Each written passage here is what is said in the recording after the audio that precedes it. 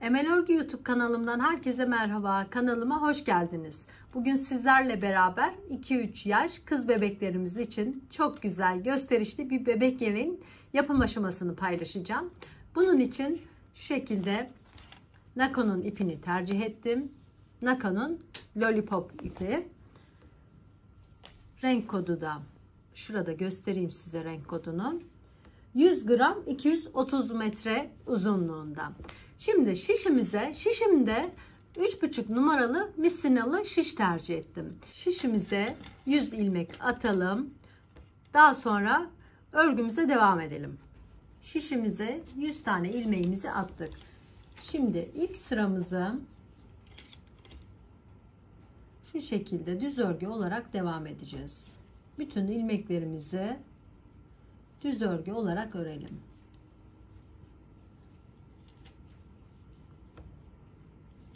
Örgümüzün arka yüzünde de aynı bu şekilde bütün ilmeklerimizi düz örgü olarak tamamlayalım. Evet, şimdi ilmeklerimizin ilk iki sırasını tamamladık. Gördüğünüz gibi örgümün düz yüzünde bir tane haraşo sıram oldu. Şimdi ne yapalım? Şimdi örgümüzdeki yeleğimiz için şu ilk 7 tane ilmeğim yeleğimin kenar patı olacak ve son 7 tane ilmeğim. Bu kenar patım örgümün düz yüzünde her zaman düz örgü olarak devam edecek. Şimdi ben buraya bir tane düğmeli açmak istiyorum. İlk ilmeğimi örmeden aldım. Sonrasında 2 tane ilmeğimi düz örgü olarak ördüm. Bir tane arttırdım. Sonrasında 3 tane ilmeğimi daha ördüğümde kenar patımda gördüğünüz gibi bir tane düğmeliği açmış oldum. Şimdi bu sırayı düz bir şekilde tamamlayalım. Örgümüzün arka yüzünde de şu şekilde ipimizi ön tarafa atıp bütün ilmeklerimizi düz örgü olarak tamamlıyoruz.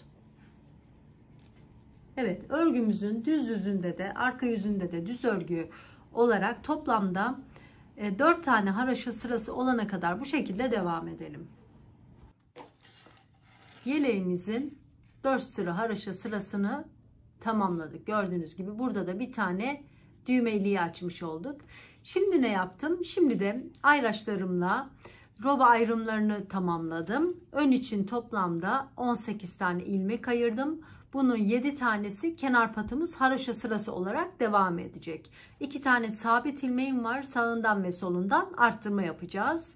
Kol için 12 tane ilmek ayırdım. Yine 2 tane sabit ilmeğim sağından solundan arttırmalarımız olacak. Arka için toplamda 33 tane ilmek ayırdım. 2 tane sabit ilmeğim var. Sağından solundan arttırma. Yine aynı şekilde kol için 12 ilmek, 2 sabit ilmeğimiz, artırmalarımız ve ön için yine 18 tane ilmeğimiz var. Burada da 7 tanesi kenar patımız olacak. Şimdi isterseniz hemen ilk artırmamızı yapalım. Örgümüzün düz yüzünde kenar patımız her zaman düz örgü olarak devam edecek. Şimdi ayracımıza kadar ilmeklerimizi düz örgü olarak örelim.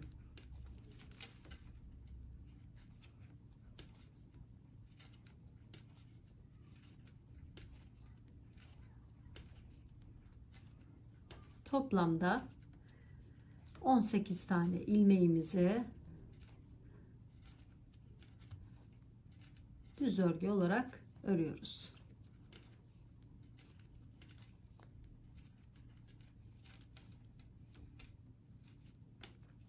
Evet. 18 tane ilmeğimi ördüm. Şimdi ayracımı çıkarıyorum. Burada hemen ne yapıyoruz? Bir tane artırmamız var. Sonrasında 2 tane sabit ilmeğimi düz örgü ördüm. Yine sabit ilmeğimi çıkarıyorum. Hemen arttırmamı yaptım. Sonrasında kol için ayırdığımız 12 tane ilmeğimizi örelim.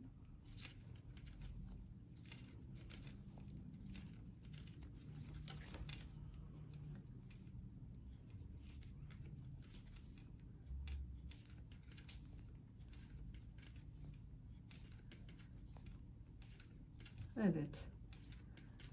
Yine ayracımıza geldik. Hemen ne yapalım? Ayracımızı çıkaralım. Artırmamızı unutmayalım. 2 tane sabit ilmeğimi ördüm. Yine ayracımı çıkarttım. Hemen artırmamı yaptım. Şu arka için ayırdığımız toplamda 33 tane ilmeğimizi örerek diğer ayracımıza kadar ilerliyoruz.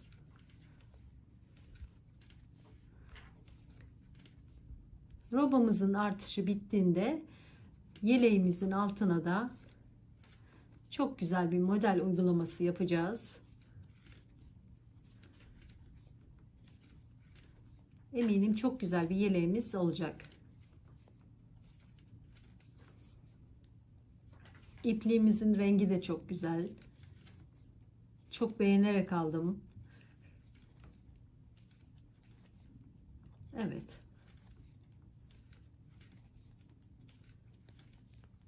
Diğer ayracımıza kadar hemen örelim. Arkadaki ilmeklerimizi de ördük. Yine ayracımıza geldik. Hemen ayracımızı çıkardık. Artırmamızı yaptık. Sabit ilmeğimizi ördük. Yine ayracımız da buraya takılmış. Bunu hemen kopartmadan şöyle şu şekilde çıkaralım. Evet, artırmamızı yapalım.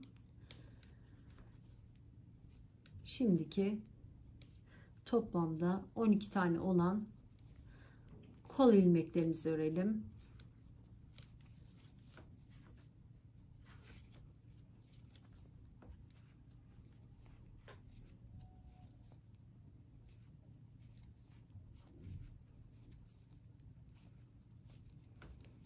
Evet, artık yine ayracımız, artırma yapıyoruz.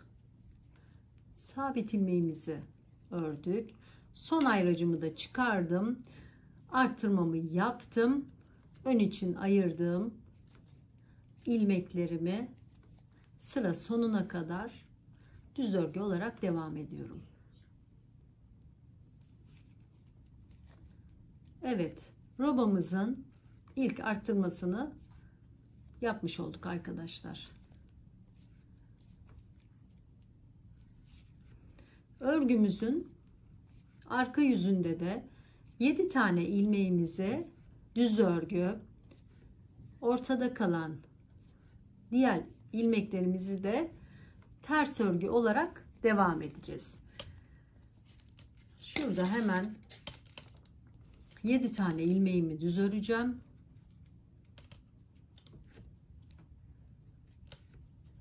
2 3 4 5 6 ve 7. Bu haraşa sıram.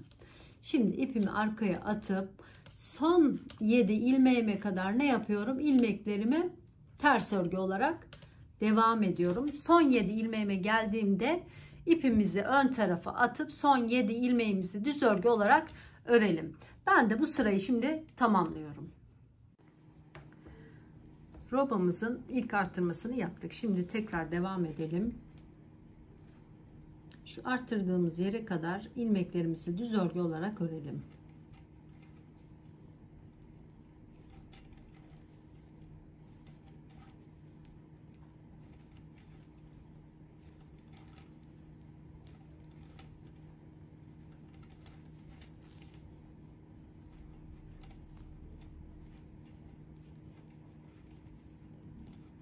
Kenar patımızı düz ördük.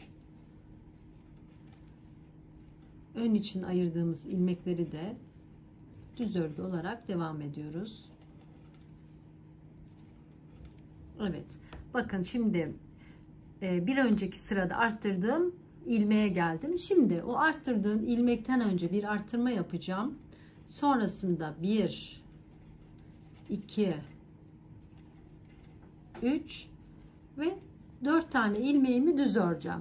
Sonrasında bir arttırma yapacağım. Tekrar diğer arttırma yaptığım yere kadar ilmeklerimi düz örgü olarak devam edeceğim. Yani bir önceki arttırdığımızdan önce ve sonrasında artırma yaptık. Şimdi kol için ayırdığımız artırma yerine gelelim.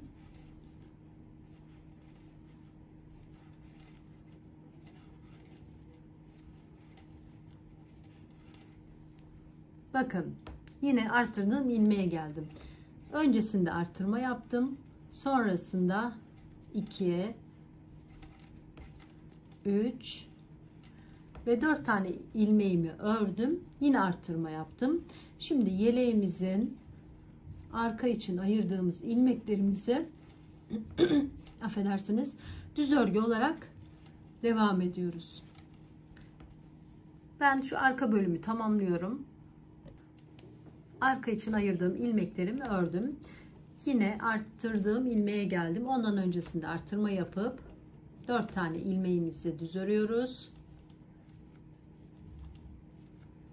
Sonrasında yine artırma yapıp aynı şekilde artırma yaptığımız ilmeğe kadar ilmeklerimizi düz örüyoruz.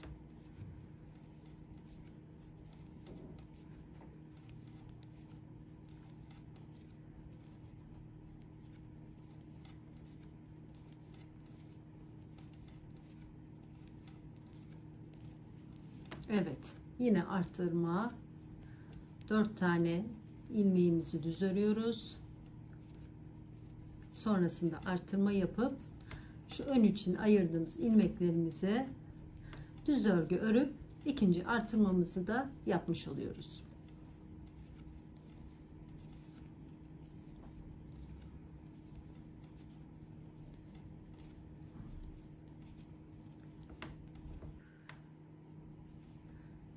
Burada kenar patımızı da düz örgü olarak devam ediyoruz.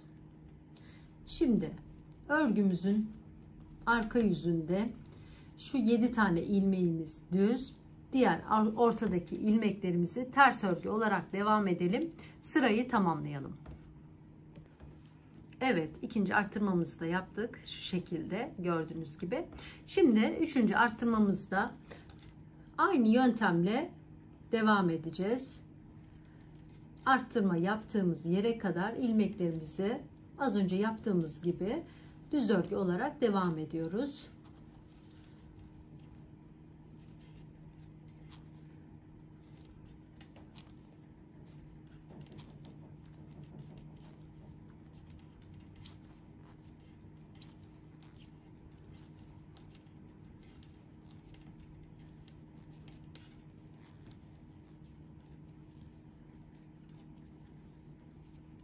Evet. Yine artırma yaptığım yere geldim. Ne yapacağım? Arttırma yaptığım yerden önce bir tane arttırma yapacağım. Bakın sonrasında toplamda 1, 2, 3, 4, 5 ve 6 tane ilmeğimi düz ördüm. Sonrasında arttırma yaptım. Tekrar yine arttırma yaptığım yere kadar ilmeklerimi düz öreceğim. Az önceki gibi bu şekilde devam edelim. Yani arttırma yaptığım ilmeğe geldiğimde öncesinde ve sonrasında arttırma yapacağım. Toplamda bakın kaç tane ilmek örmüştük? 6 tane ilmek örüp arttırma yapacağız. Bu şekilde sıramızı tamamlayalım. Arka yüzünde de hep aynı. Kenar patlarımız düz, ortadaki ilmeklerimiz ters. Sıramızı tamamlayalım. İlk 3 tane arttırmamızı tamamladık. Şimdi ne yapacağız? Şimdi aynı bu şekilde 3 tane arttırmamızı tekrar yineleyeceğiz. Yani toplamda 3 tane böyle üçlü arttırma yapacağız. Şimdi bunu yapmak için de şu aşağıdaki ilmeklerimizi takip edeceğiz. Aynı ilk nerede ilmek arttırdıysam o ilmeğe gelince yine aynı işlemleri tekrar edeceğiz. Şimdi ilk arttırmayı yaptığımız ilmeğe kadar ilmeklerimizi düz örgü olarak örelim.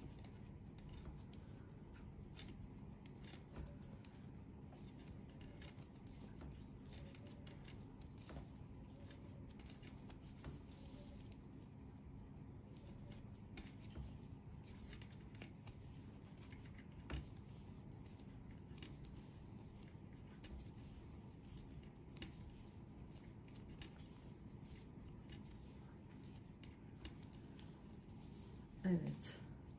Henüz gelmemişiz.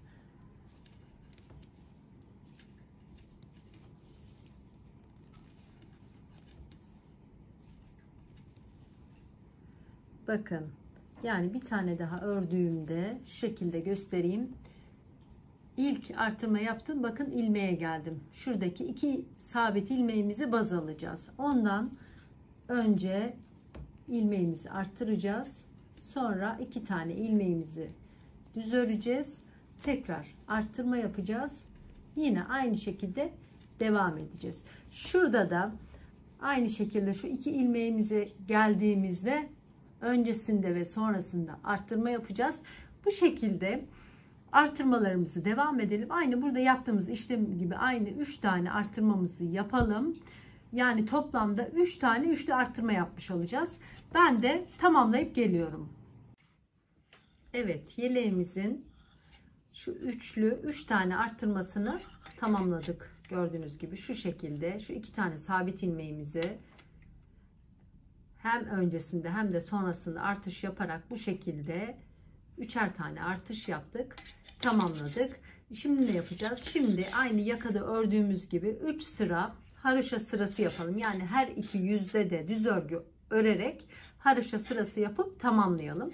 Bu arada ilk düğmeliğinden sonra 2, 4, 6, 8, 10, 12 tane haroşa sıram olmuş. İkinci düğmeliğimizi de açalım. Haroşa sıramızı tamamlayalım. Ben de tamamlayıp geliyorum. İlk 3 arttırma sıramızı tamamladık. 3 tane haroşa sıramı da tamamladım. Şimdi sırada yine aynı şu aşağıda yaptığımız gibi 3 tane daha bu şekilde arttırma yapacağız. Sonrasında arttırmalarımız tamamlanacak. Şimdi ben burada 12 tane haroşa sırası olduğu için burada bir tane düğme iliğimi de açtım.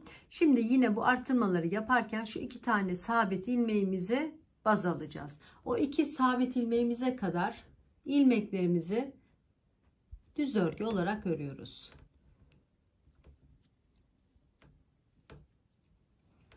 Şuradaki 2 sabit ilmeğimize kadar örelim. Bakın şu 2 tane sabit ilmeğime geldim. Şimdi sabit ilmeğimden az önce yaptığımız gibi öncesinde artırmamı yaptım. 2 tane sabit ilmeğimi ördüm. Sonrasında yine arttırma yapıp diğer sabit ilmeğimize kadar ilmeklerimizi düz örgü olarak devam ediyoruz. Az önceki yaptığımız gibi arttırmalarımızı yapıyoruz. Bu şekilde robamızın artışını tamamlayacağız. Burada da aynı bakın şuradaki şöyle 2 tane sabit ilmeğimin ilmeğini yani şuraya kadar ilmeklerimi düz öreceğim. Sonrasında artırmamı yapacağım. 2 tane sabit ilmeğimi öreceğim. Yine artırma yapacağım. Bu şekilde tamamlayalım. Arkadaki ilmeklerimi de örerken ne yapıyorduk? Kenar patlarımız düz, ortada kalan bütün ilmeklerimizi ters örgü olarak örelim. Evet, buradaki ilk artırmamızı yapmıştık. Tekrar amaçlı olsun diye ben buradaki düz ilmeklerimi ördüm. İkinci artırmamı ne yapıyorum? Artırma yaptığım ilmekten önce bir artırma yapıyorum. Sonrasında 1, 2, 3, 4 tane ilmek örüp tekrar artırma yapıp diğer arttırdığım yere kadar ilmeklerimi örmeye devam ediyorum. Bu şekilde bakın şimdi ikinci artırmamızı yapmış olduk. Üçüncü artırmamızda da şu arttırdığım ilmekten önce artırma yapıp daha sonra örüp artırma yaptıktan sonra tekrar artırma yapıp daha önce de şurada uyguladığımız işlemin aynısını uygulayacağız. Bu şekilde 3 tane daha artırmamızı yapalım. 3 sırada haroşa sırasını örelim. Ben de tamamlayıp geliyorum. Evet arkadaşlar, ikinci üçlü artırmamızı da tamamladım gördüğünüz gibi. 3 sırada haroşa sıramı ördüm. Sonrasında ayraçlarımla kol ayrımı yapacağım ilmeklerin sayısını belirledim. Şimdi toplamda ön için 37 ilmek bıraktım. Kol için toplamda 50 ilmek, arka için 71, yine kol için aynı ilmek sayısı 50, ön için 37 ilmeğim var. Şu şekilde de göstereyim isterseniz. Şuradaki 2 tane sabit ilmeğimin bir tanesini ön tarafa aldım. Diğer bir tanesini de kola dahil ettim. Bu şekilde kesme işlemimize başlayalım. Burada da gördüğünüz gibi 3. düğme iliğimi açtım. Siz de açmayı unutmayınız. Şimdi düz örgü örerek ayracımıza kadar ilerleyelim.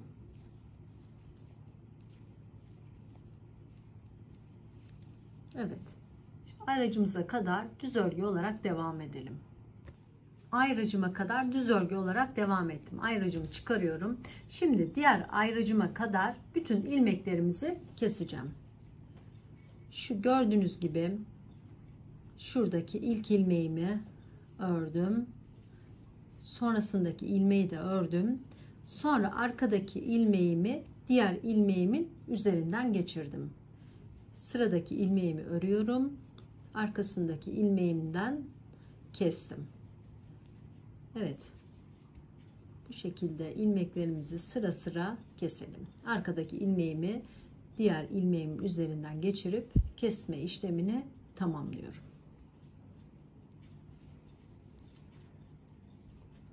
Evet. Bakın düzgün bir şekilde. Şimdi şu ayracıma kadar bütün ilmeklerimizi keselim. Kol için ayırdığım ilmeklerimin hepsini kestim. Birinci kol kesme işlemim tamamlandı. Şimdi ne yapacağız? Şimdi bakın şu en son kalan ilmeğim burada ve şu arkadaki ilmeğimle bu ilmeğimin yerlerini değiştireceğim. Önce bunu alacağım. Sonrasında şu arkadaki ilmeğimi alacağım. Şu şekilde. Sonrasında şu arka için ayırdığım bütün ilmeklerimi düz örgü olarak devam edip ayracıma kadar ilerleyeceğim. Yine az önce yaptığımız gibi şu ayraçların arasındaki ilmeklerimi keseceğim. Sonrasındaki ön için ayırdığım ilmekleri de düz ördükten sonra artık modelimizin kol kesme işlemi tamamlanmış olacak. Şimdi bunları ben de kamera arkasında tamamlıyorum. Daha sonra yeleğimizin modeline uygulayacağız. Evet, kol kesiminden sonra örgümün arka yüzünde kenar patlarım düz, ortadaki ilmeklerimi ters örgü örüp şu kol bölümünü de birleştirdim gördüğünüz gibi. Şimdi örgümüzün düz yüzünde modelimize başlayalım. Modelim 11 ilmek sonunda bir tane model kurmuş olacağız. 2 3 4 5 6 7 kenar patımızı ördük. Şimdi ilk modelimize başlayalım. Modelime başlarken 2 3 4 tane ilmeğimi düz örgü olarak başlıyoruz. Sonrasından bir arttırma yapıp bir tane ilmek ördüm. Tekrar bir arttırma yaptım. Şimdi 2 tane ilmeğimi, benim ilmeğimin yönü ters olduğu için çevirdim. Sola doğru 2 tane ilmeğimi kestim, bir yaptım. Sonrasında 3 tane ilmeğimi düz örüyorum. İpimi ön tarafa atıp bir tane ilmeğimi ters ördüm. İlk modelimizi kurmuş olduk. Tekrar yapalım. 4 düz, bir arttırma, bir tane düz ilmek, sonra tekrar arttırma, sonra 2 tane ilmeğimizi kesiyoruz sola doğru, 3 tane ilmeğimizi düz ördük, bir tane ilmeğimizi ters ördük, tekrar bir tane model kurmuş olduk. 1 2 3 4 ilmeğim düz, bir arttırmam, bir tane daha düz ilmek, tekrar arttırıyoruz. 2 ilmeğimizi bir yaptık. 3 tane ilmeğimizi düz örgü olarak tamamladık. Sonrasında bir tane ilmeğimizi ters ördük ve Bu şekilde devam ettik. Bakın yeleğimizin kol kesim yeri de bu şekilde oldu. Şimdi bu sırayı aynı bu şekilde yapalım. Sıramızı tamamlayalım. Şimdi sıramızın sonuna doğru geldik. 4 tane düz ilmeğimi ördüm. Şurada hemen bir artırma yaptım. Bir tane ilmeğimi düz ördüm. Tekrar artırdım. Şurada 2 tane ilmeğimi bir yaptım. Sonrasında 1 2 3. Normalde 4 tane kalması lazım. Burada gördüğünüz gibi bir tane ilmeğim fazla olduğu için şu 2 ilmeğimi de bir olarak alıp, yani ilk başta 4 tane düzle başladığımız için burada da 1 2 3 4 tane düzle bitiriyoruz. Sonrasındaki kenar patımızı da düz örgü örüp modelimizin ilk sırasını yapmış olduk. Şimdi modelimizin arka sırasına geçelim. Kenar patımızı düz örgü olarak devam edelim. 2 3 4 5 6 ve 7 tane ilmeğimi düz ördüm. Sonrasında ipimi arkaya atıyorum. 1 2 3 4 5 6 7, en son arttırdığım ilmeği de ördüm. Bakın 8 tane ilmeğimi ters örgü ördüm. Sonrasındaki 2 tane ilmeğimi bir yaptım. 2 tane ilmeğimi daha ters ördüm. Burada bir tane düz ilmeğim var. Bakın ipimi öne atıp düz ilmeğimi ördüm. İlk modelimin arka sırasını da tamamlamış oldum. Şimdi tekrar yapalım isterseniz. İpimizi arkaya atalım. İlk başta 4 tane düzle başladığımız için bu şekilde oldu. Şimdi ortalarda kaç tane ters öreceğiz? Hemen bakalım. 1 2 3 4 arttırdığım ilmek 5 6 7 tane ilmeği ters ördük. İlk başta 8 tane örmüştük. Başlarda 4 başladığımız için. 7 tane ilmeğimi ters ördüm. Yani artırma yaptım, son artırma yaptığım yere kadar ilmeklerimi 7 ilmeğimi ters ördüm. Sonrasındaki şu 2 tane ilmeğimi bir yaptım. 2 tane ilmeğimi daha ters örüyorum. Zaten gördüğünüz gibi bakın düz örgüm hemen karşıma çıkıyor. Onu da düz örgü olarak örüp tekrar ikinci modelimizde tamamlamış olduk. Son kez bir daha yapalım. 7 tane ilmeğimizi ters örüyoruz. 2 3 4 5 6 7 tane ilmeğimizi ters ördük. Sonraki 2 tane ilmeğimizi bir yapıyoruz. Sonrasında 2 tane ilmeğimizi daha ters ördükten sonra ipimizi ön tarafa atıp şuradaki düz örgümüzü düz örüp modelimizi tamamlamış olduk. Sıramızı bu şekilde devam ettirelim. Modelimizin 2 sırasını tamamladık. Şimdi 3. sırasına geçelim. Kenar patımızı örelim. 3 4 5 6 7 kenar patımızı ördük. Şimdi modelimizde 1 2 3 tane ilmeğimi düz örgü olarak ördüm. Sonrasında bir tane arttırma yapıyorum. 1 2 3 tane daha ilmeğimi örüp tekrar bir arttırma yapıyorum. Sonrasındaki şu 2 tane ilmeğimi sola doğru kesiyorum. Sonrasında 1 2 tane ilmeğimi ördüm. Ters örgümü yine ters ördüm. İlk modelimi tamamlamış oldum. Şu şekilde bakın, sağından ve solundan böyle eksiltmelerimiz oluyor. Şimdi tekrar 1 2 3 tane ilmeğimizi ördük. Sonra bir artırma yaptık. 3 tane ilmek daha düz örüyoruz. Tekrar arttırıyoruz. Sonrasında hemen 2 tane ilmeğimizi bir yaptık. Sola doğru kestik. 2 tane ilmeğimi daha ördüm. Sonrasında ters ilmeğimi ördüm. Modelimin ikincisini de tamamlamış oldum. Bir tane daha örelim. 3 tane ilmeğimizi örelim. Düz örgü olarak ördük. Artırmamızı yaptık. Ortadaki şu 3 tane düz ilmeğimi de ördüm. Yine artırma yaptım. Şurada kesmemizi yapıyoruz.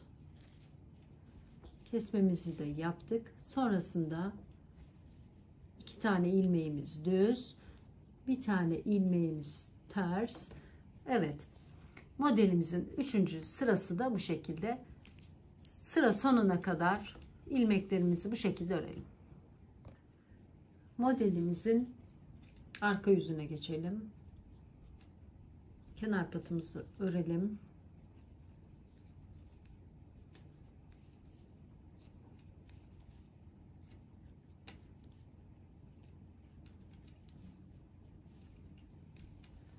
Kenar patımızdan sonra 1 2 3 4 arttırdığım ilmek 5 6 7 8. Bakın son arttırdığım ilmeğe kadar ilmeklerimi ters örgü olarak ördüm. Sonrasında 2 tane ilmeğimi bir yaptım. Bir tane ilmeğimi ters ördüm. Bakın burada düz örgü karşıma çıktı. Onu da düz örgü örüp ilk modelimi tamamlamış oldum. Şimdi tekrar ipimizi arkaya atıyoruz. Son arttırma yaptığımız yere kadar ilmeklerimizi ters öreceğiz. Yani 2 3 4 5 6 7 8 tane ilmeğimi ters ördüm gördüğünüz gibi. Sonrasındaki şu 2 tane ilmeğimi kesiyorum. Bir yaptım. Sonrasında bir tane ilmeğimi ters ördüm. Bakın yine düz ilmeğim karşımda. İpimi ön tarafa atıp düz ilmeğimi de düz ördükten sonra modelimin tamamlamış oldum. Evet, bu şekilde sıramızı tamamlayalım. Modelimizin bu sırasında son artışlarımızı ve şuradaki son bir tane kesmemizi yaptıktan sonra modelimizi tamamlamış olacağız.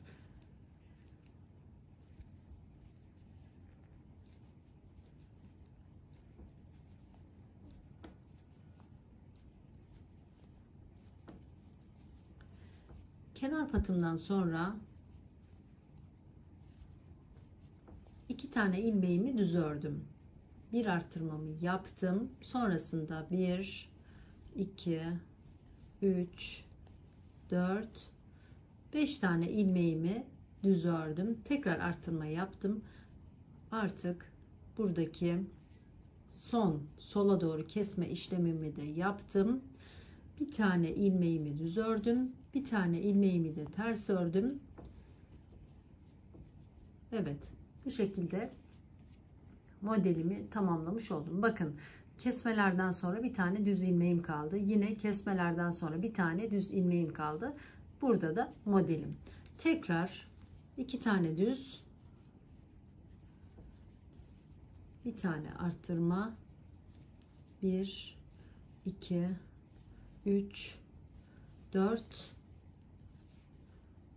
5 tane ilmeğim düz, bir tane arttırmam, yine 2 tane ilmeğimizi bir yaptık, bir tane ilmeğimizi düz ördük, bir tane ilmeğimizi de ters ördük. Evet, modelimiz bu şekilde ilerleyecek. Bakın, sıra sıra bu şekilde modelimizi ilerleteceğiz. Yani şurada toplamda 3 tane artırmamız olacak. Evet, sıramızı tamamlayalım. Arkadaşlar, modelimizin sonuna geldiğimizde şurada kesme işlemi yaptıktan sonra bir tane ilmeğimiz kalması gerekiyor. Şurada en başta göstereyim size. Burada modelimi uygularken kesmelerden sonra bir tane ilmeğim kalmıştı, düz ilmek. Burada 2 tane olduğu için yine şu 2 ilmeğimi bir yapıyorum. Artık bundan sonra bu şekilde devam edecek. Sonra kenar patını da düz örgü olarak devam ediyorum. Modelimin arka yüzünde artık bir kesme işlemi olmayacak. O yüzden şurada gördüğünüz gibi kenar patlarım düz. Bir de şuradaki hani örgümüzün arka yüzünde gözüken şu düz ilmeklerimiz düz. Diğer ilmeklerimizi ters örgü olarak devam edelim. Şu bir tane düz ilmeğimizi mutlaka düz örmeyi unutmayalım. Sıramızı tamamlayalım. Şimdi gördüğünüz gibi modelimiz bu şekilde devam edecek. İlk modelimizi tamamladık. İkinci modelimize geçmeden önce arada bir mesafe bırakmamız gerekiyor. Şimdi örgümüzün düz yüzünde bütün ilmeklerimiz, şuradaki ters ilmeğin dışındaki bütün ilmeklerimi düz, şu aradaki bir tane ters ilmeğimi ters olacak şekilde sıramızı tamamlayalım. Şimdi örgümüzün arka yüzünde de kenar patlarımız ve şuradaki hani şurada da gözüküyor gördüğünüz gibi şu düz bir tane ilmeğimi düz, diğer ilmeklerimi ters örüp sıramızı tamamlayalım. Evet arkadaşlar, birer sıra gittik geldik. Aynı bu şekilde yine sıra tekrarımızı yapalım. Sonra tekrar ben ikinci modelin ilk sırasını size göstereceğim. O şekilde modelimiz kurulmuş olacak. Şimdi tekrar aynı şekilde az önce söylediğim gibi devam edelim. Sıralarımızı tamamlayalım. Yani şimdi örgümüzün düz yüzünde ne yapıyorduk? İlmeklerimizi düz örüyorduk. Sadece şuradaki ters ilmeğimizi ters, diğer ilmeklerimizi düz ördük. Arka yüzünde de sadece ne yapmıştık? Kenar patlarımızla şurada gözüken düz ilmeğimiz düz, diğer ilmeklerimiz ters örmüştük. Şimdi bu şekilde şu iki sırayı da tamamlayalım. Sonrasında ben tekrar ikinci modelin kurulumunu yapacağım. Yeleğimizin ilk model uygulamasını tamamlamış olduk. Şimdi ne yapacağız? Şimdi tekrar ikinci modelimizi kuracağız. İkinci modelimizi kurarken bakın şuradaki tek ilmeğim var ya, o tek ilmeğimi baz alacağım. Şu şekilde tek ilmeğimin öncesinde artırma yapacağım. Yani oraya kadar düz örgü örmem gerekiyor. Yani toplamda 5 tane düz öreceğiz. Şimdi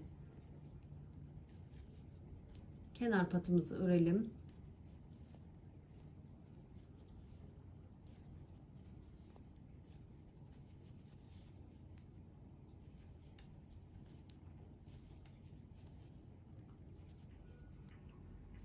İlmeklerimizi tek sabit ilmeğime kadar düz örgü olarak örüyorum. Bakın şuradaki sabit ilmeğime geldim. O sabit ilmeğimden önce artırma yaptım. Sabit ilmeğimi düz ördüm. Tekrar artırma yaptım. Şimdi şuradaki 2 tane ilmeğimi bir yaptım. Sola doğru kestim. Sonrasında 1 2 3 tane ilmeğimi düz ördüm. Sonrasında bir tane ilmeğimi ters ördüm ve modelimi buraya tekrar kurmuş oldum. Şuradaki sabit ilmeğimden aynısı yine bu şekilde devam edecek. Şimdi tekrar bakın şuradaki sabit ilmeğim var. Sabit ilmeğime kadar 5 tane ilmeğim var. 5 tane ilmeğimizi düz örüyoruz. 2 3 4 5 tane ilmeğimizi düz ördük. Artırma yaptık. Şuradaki tek ilmeğimi ördüm. Tekrar artırma yaptım. 2 tane ilmeği bir yaptık. Sonrasında 3 tane düz ilmeğimizi ördük. Ters ilmeğimizi de ördük. Yine bir tane daha model uygulaması yaptık. Son yine bakın karıştırmamak için şuradaki ilmeğimizi takip edelim. Yine 5 tane düz ilmeğimiz var. 1 2 3 4 5 tane düz ilmeğimiz var. Bir tane arttırma, bir düz ilmek, tekrar arttıralım. 2 ilmeği bir yaptık. Sonrasında 3 tane düz ilmeğimiz ve yine bir tane ters ilmeğimiz. Evet, bu ilk sıramızı da tamamlayalım. İkinci modelimizin ilk sırasını da tamamlamış olduk. Yani şuradaki tek olan ilmek sayımızı baz alıp onun sağından ve solundan arttırma yaptık. Sonrasında hemen örgümüzün düz yüzünde sol taraftan bir tane eksiltme yaptık. Şimdi sağ tarafta ne yapıyorduk? Şuradaki hani örüp geliyorduk. Şuradaki arttırmadan sonra ne yapıyorduk? Bir tane hemen eksiltme yapıyorduk. Şuradaki kalan 3 tane ilmeği öreceğiz. Sonra bir tane düz ilmeğimizi öreceğiz. İsterseniz onu da beraber yapalım.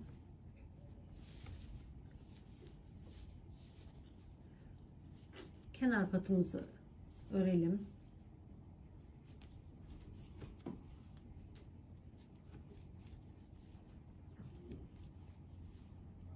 Modeli ilmek sayımıza göre uyarlayacağız. Düzgün olması için. Evet. Şimdi ipimizi arkaya atıyoruz. Şu arttırma yaptığım son arttırmaya kadar ilmeklerimi ters örüyorum.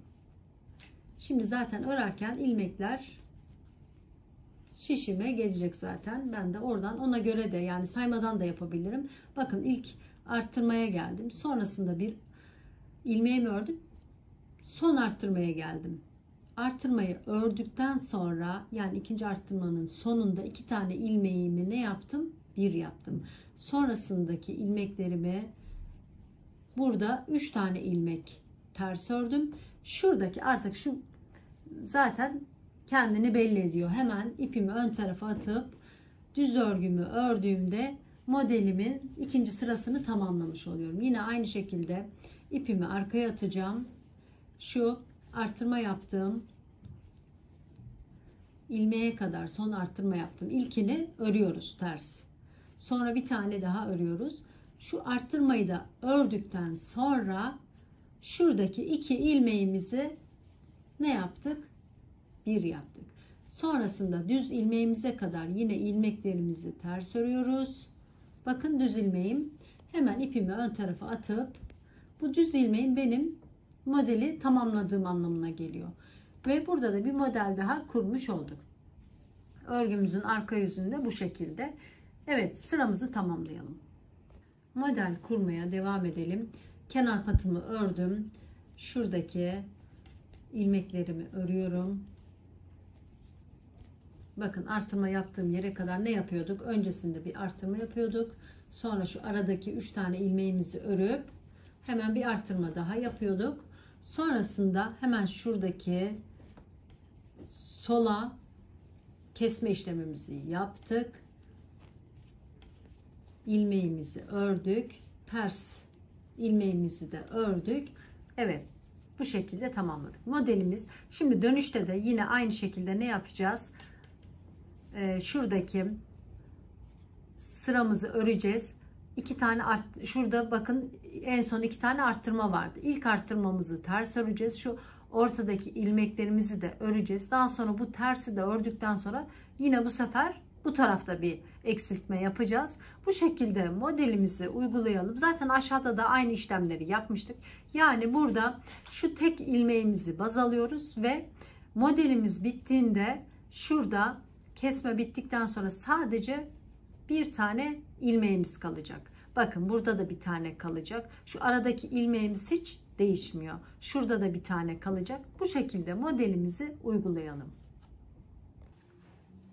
Evet, ikinci modelimizi de kurmuş olduk. Şimdi ne oldu? Bakın şuradaki tek ilmeğimi baz alarak burada da aynısını tekrar yineledik. Tekrar aynısını yukarıya kurduk. Şimdi şurada bakın şu kesmelerin yanında 2'şer tane ilmeğim kaldı sağından ve solundan. Şimdi bu sırada gittiğimde sola doğru keseceğim. Burada bir tane ilmeğim kalacak. Dönüşte de örgümün arka yüzünde de şuradaki son bir tane ilmeği kestiğimde yine bir tane ilmeğim kalacak. Bu şekilde zaten şurada da arttırmalarım da 3 olduğunda tamamlanıyordu. Sonrasında aradaki mesafe sırasını unutmayalım. Tekrar yine şuradaki sabit ilmeğimizi takip ederek modelimizi uygulayalım. Şimdi şurada da kaç sıra olmuş? 2, 4, 6, 8, 10, 11 sıra. Bir sıra sonra da tekrar düğme iliğimizi açmayı unutmayalım. 5. düğme iliğine kadar modelimizi uygulayalım. Ben de modelimi uygulamaya devam ediyorum. Evet arkadaşlarım, ben yeleğimin modelini devam ettirdim. Şu şekilde gördüğünüz gibi çok güzel bir model oldu. Şurada 5 tane düğme iliğimi açtım. Yalnız ipim çok olduğu için devam ettirdim. Daha büyük olmasını istedim. 5. düğme iliğimden sonra da devam ettirdim. Toplamda bakalım kaç tane model uygulamışım. 1, 2, 3, 4, 5, 6 tane model uygulamışım. 6 tane modelden sonra şimdi aynı yakada ördüğümüz gibi toplamda 5 sıra haroşa sırası örelim. Sonra en son artık 6. düğme iliğimizi de bu haroşa sıramda açacağım. Daha sonra yeleğimin düğmelerini diktikten sonra yeleğimi tamamlayacağım. Yeleğimi bitirmiş olacağım. Ben de kamera arkasında tamamlayıp yeleğimi bitirip geliyorum. Yeleğimin yapım aşamasını tamamladım. Gördüğünüz gibi şu şekilde göstereyim. Düğmelerini de diktim. Robamız bu şekilde. Renkli iple çok güzel, değişik, gösterişli bir yeleğimiz oldu. Şöyle etek ucundaki modelimiz de çok güzel uydu. Arkasını da göstereyim. Arkası da bu şekilde oldu. Robamız da böyle. Ben çok beğenerek ördüm. Umarım siz de beğenmişsinizdir. Beni dinlediğiniz için çok teşekkür ederim. Şimdiden hepinize kolay gelsin.